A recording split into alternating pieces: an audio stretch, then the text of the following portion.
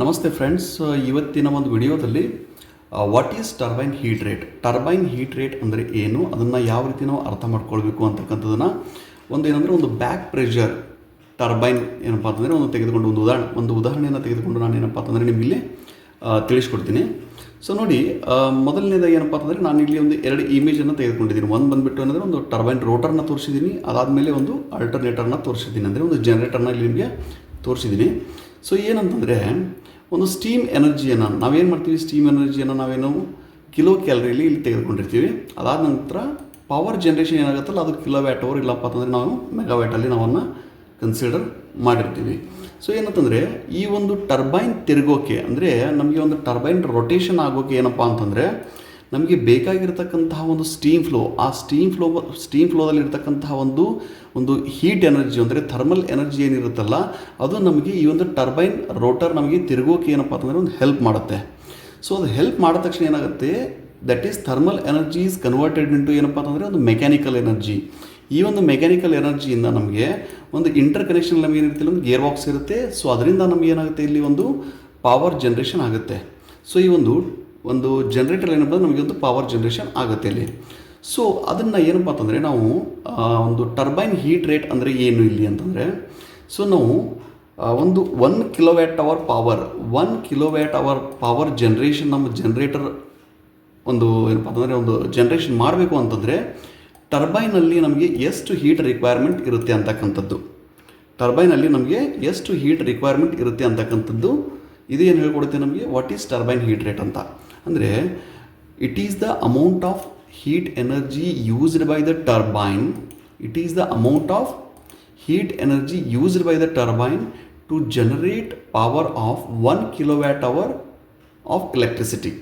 ಗೊತ್ತಾಯ್ತಲ್ವಾ? ಅಂದರೆ 1 kilowatt hour power ನಮಗೆ generator ಏನಪ್ಪ ಅಂತಂದರೆ ರೆಡಿ ಮಾಡಬೇಕು ಅಂತಂದರೆ, ಹಾಗಾದರೆ ನಮ್ಮ ಸ್ಟೀಮ್ ಟರ್ಬೈನು ಕಿಲೋ ಕ್ಯಾಲರಿಯಲ್ಲಿ ಎಷ್ಟು ಸ್ಟೀಮ್ ಎನರ್ಜಿಯನ್ನು ನಾವಿಲ್ಲಿ ಕನ್ಸಂಪ್ಷನ್ ಮಾಡಬೇಕಾಗುತ್ತೆ ಅಂತಕ್ಕಂಥದ್ದು. ಅಂದರೆ ಸ್ಟೀಮ್ ಟರ್ಬೈನಲ್ಲಿ ನಮಗೆ ಎಷ್ಟು ಕಿಲೋ ಕ್ಯಾಲರಿಯಷ್ಟು ನಾವು ಎನರ್ಜಿಯನ್ನು ಕನ್ಸಂಪ್ಷನ್ ಮಾಡಿದಾಗ ನಮಗೆ 1 ಕಿಲೋ ವ್ಯಾಟ್ ಅವರ್ ಏನಪ್ಪ ಅಂತಂದರೆ ನಮಗೆ ಪವರ್ ಜನ್ರೇಷನ್ ಆಗುತ್ತೆ ಅಂತಕ್ಕಂಥದ್ದು. ಸೊ ಗೊತ್ತಾಗಿದೆ ಅಂದ್ಕೊಂಡಿದ್ದೀನಿ. ಏನಪ್ಪ ಅಂದರೆ ಒಂದು ಪ್ರಾಕ್ಟಿಕಲಾಗಿ ನೀವು ಯಾವ ರೀತಿ ಒಂದು ಅರ್ಥ ಮಾಡ್ಕೋಬೇಕು ಅಂತಕ್ಕಂಥ ನಾನು ಈ ಒಂದು 2 ಇಮೇಜಿಂದ ತೋರಿಸಿರ್ತೀನಿ. ಸೊ ಹಾಗಾದರೆ ಡೆಫಿನೇಷನ್ ಏನಾಗುತ್ತೆ ಇಲ್ಲಿ ನೋಡಿ, ಹೀಟ್ ರೇಟ್ ಅಂದ್ರೇನು, it is the amount of heat energy used by the turbine to generate 1 kilowatt hour of electricity. So ಅಂದರೆ ಇದನ್ನು ನಾವು ಒಂದು ಟರ್ಬೈನ್ ಹೀಟ್ ರೇಟನ್ನು ನಾವು ಯಾವ ರೀತಿ ಬರಿತೀವಿ ಅಂತಂದರೆ, heat energy used by the turbine to the power generation of 1 kilowatt hour ಅಂತ ಗೊತ್ತಾಗುತ್ತೆ ಇಲ್ಲಿ.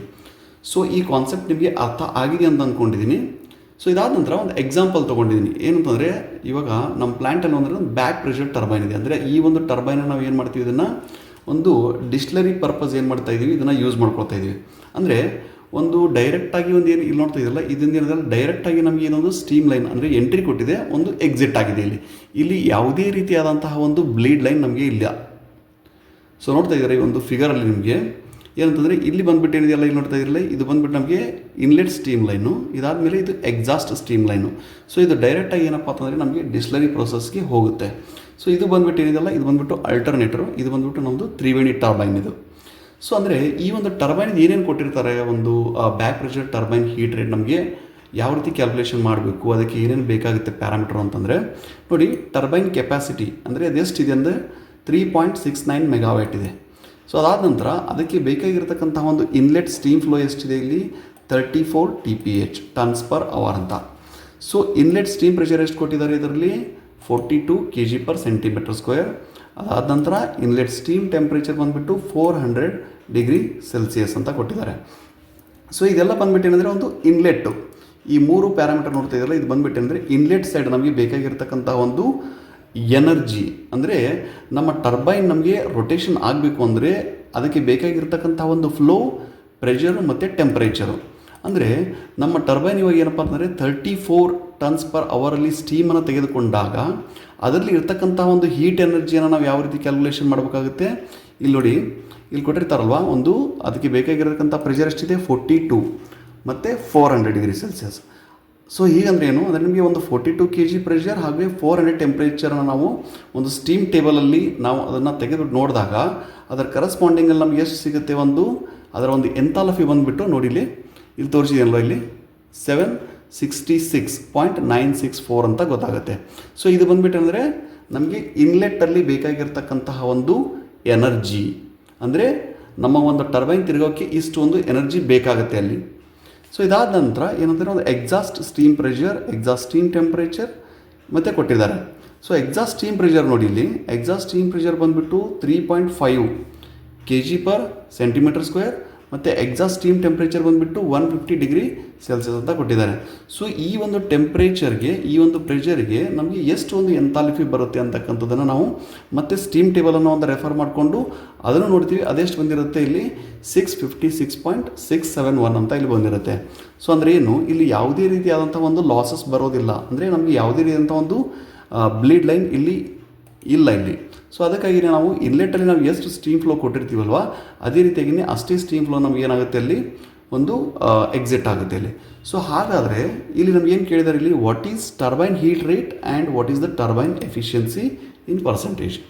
ಸೊ ನೋಡ್ತಾ ಇದ್ದೀರಿ, ಇಲ್ಲಿ ಒಂದು ಬ್ಯಾಕ್ ಪ್ರೆಷರ್ ಟರ್ಬೈನ್ಗೆ, ಅಂದರೆ ಒಂದು ಡಿಸ್ಟಿಲರಿಗೆ ಬಳಸಿರ್ತಕ್ಕಂಥ ನಾವು ಒಂದು ಬ್ಯಾಕ್ ಪ್ರೆಷರ್ ಟರ್ಬೈನ್ಗೆ ಮತ್ತು ಅಲ್ಲಿ ಯಾವುದೇ ರೀತಿಯಾದಂಥ ಒಂದು ಬ್ಲೀಡ್ ಲೈನ್ ಇಲ್ಲ, ಅಲ್ಲಿ ನಮಗೆ ಒಂದು ಎಕ್ಸ್ಟ್ರಾಕ್ಷನ್ ಯಾವುದೇ ರೀತಿಯಾದಂಥ ಒಂದು ಇಲ್ಲ ಅಲ್ಲಿ. ಡೈರೆಕ್ಟಾಗಿ ನಮಗೆ ಏನಂದರೆ ಒಂದು ಎಕ್ಸಾಸ್ಟ್ ಸ್ಟೀಮ್ ಫ್ಲೋವನ್ನು ಇಲ್ಲಿ ನಾವು ಕೊಡ್ತೀವಿ.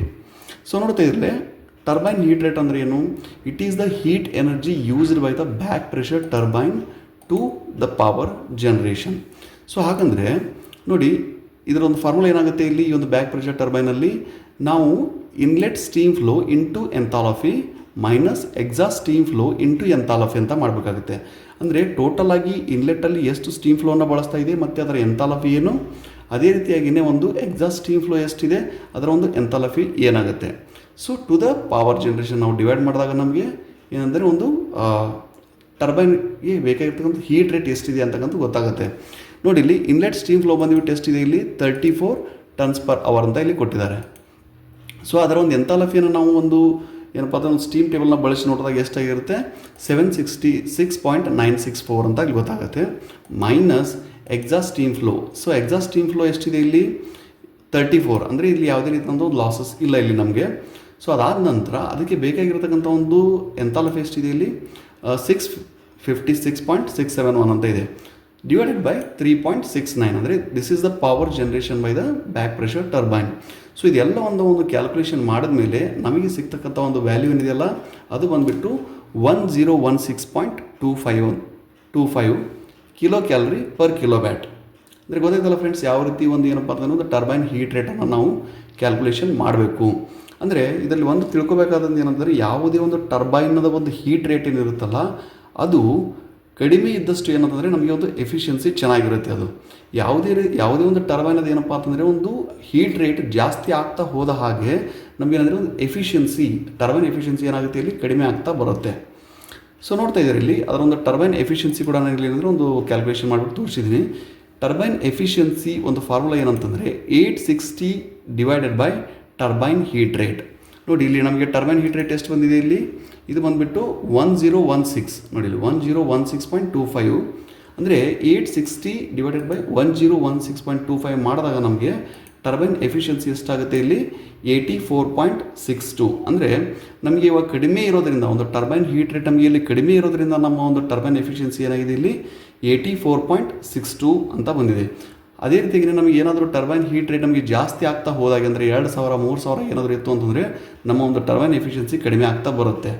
ಸೊ ಅದನ್ನು ಕೂಡ ಏನಪ್ಪ ಅಂತಂದರೆ ಒಂದು ನೆಕ್ಸ್ಟ್ ಎಕ್ಸಾಂಪಲಲ್ಲಿ ನಿಮಗೆ ಇನ್ನೊಂದು ಎಕ್ಸಾಂಪಲ್ ಮುಖಾಂತರ ನಿಮಗೆ ನಾನು ತೋರಿಸ್ಕೊಡ್ತೀನಿ.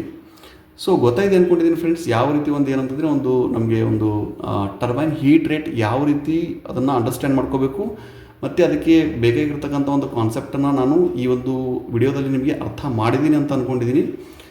ಓಕೆ, ಸೊ ಇದನ್ನು 860 ನಾವು ಟರ್ಬೈನ್ ಎಫಿಷಿಯನ್ಸಿಲಿ ನಾವು ಏನಕ್ಕೆ ಬಳಸಿದ್ದೀವಿ ಅಂತಕ್ಕಂಥದ್ದು ಕೂಡ ನಾನು ಒಂದು ಏನಂದರೆ ಒಂದು ಶಾರ್ಟ್ ವಿಡಿಯೋದಲ್ಲಿ ನಾನು ಆಲ್ರೆಡಿ ಮಾಡಿ ತೋರಿಸಿದ್ದೀನಿ.